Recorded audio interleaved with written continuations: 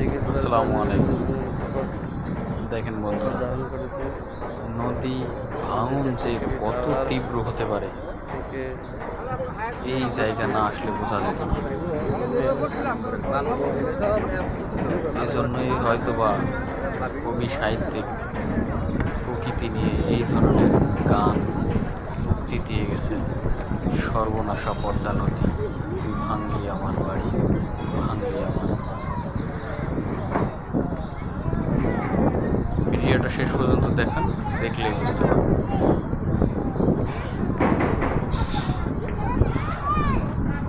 নদী তার কি ভয়ঙ্কর রূপ নিতে পারে।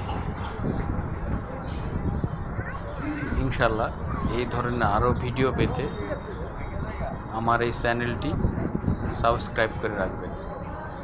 সবাইকে ধন্যবাদ। আসসালামু আলাইকুম।